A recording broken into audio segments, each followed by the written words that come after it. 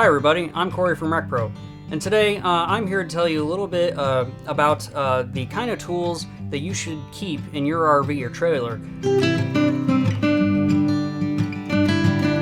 All the tools that I'm about to show you here are ones that I have used frequently and extensively in this very trailer.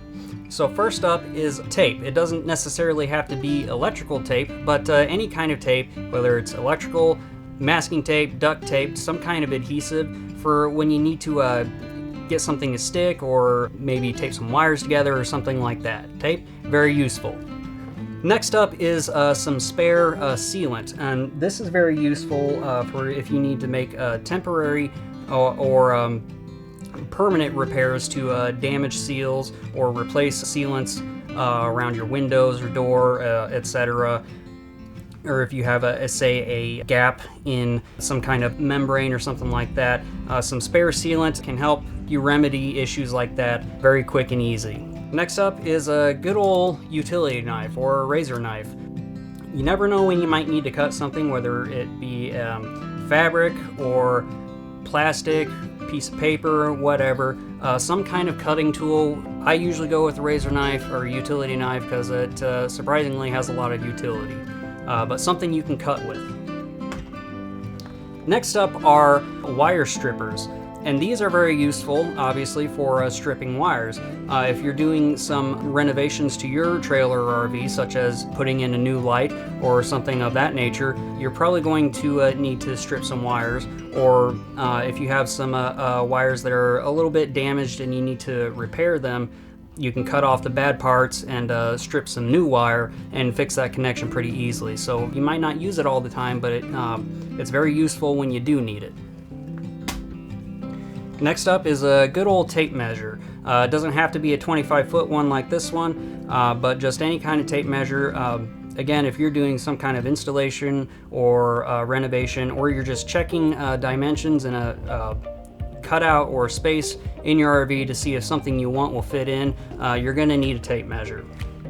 Next up is a good old drill, and along with the drill you'll want a full set of screw bits as well as a set of drill bits in case you need to drill any holes.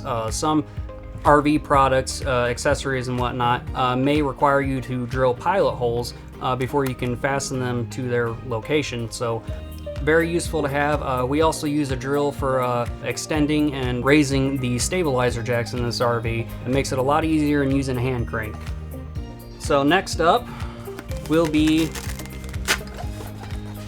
a full set of wrenches as well as a full set of sockets and ratchets. You can't always get a socket and ratchet into a certain angle or tight space, which is where the wrenches might come in. Whereas if you can use a socket and ratchet, it's typically going to be a lot easier work-wise than using wrenches. So a nice complete set of both can really help you out when you need to undo nuts and bolts and other fasteners or put them back together. After that, we have a good old-fashioned full set of screwdrivers. This has Phillips heads, flatheads.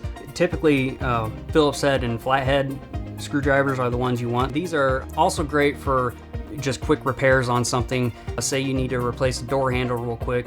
You might not exactly need a drill for that, and it might be a little easier to get your screwdriver in there and just take out the screws real quick and put a new door handle on. Same thing with a light.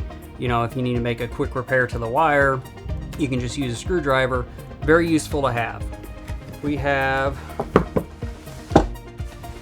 a big old set of various pliers, channel locks, needle nose pliers especially are very useful, as well as wire snippers in case your wire strippers don't have a cutting portion on them. Things that can help you get a grip and turn something that might be very difficult to turn. Maybe you misplaced a socket, you know, that 10mm always seems to disappear. Either way, something that you can use to really get a good grip on something and turn it or pry it or whatever.